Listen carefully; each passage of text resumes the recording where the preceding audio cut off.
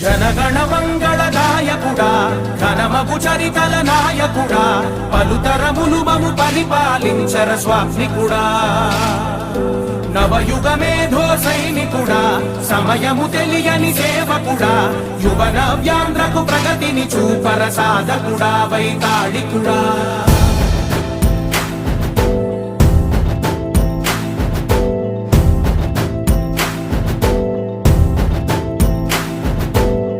ప్రతి ఇల్లు నిన్నే నిన్నే పిలిచింది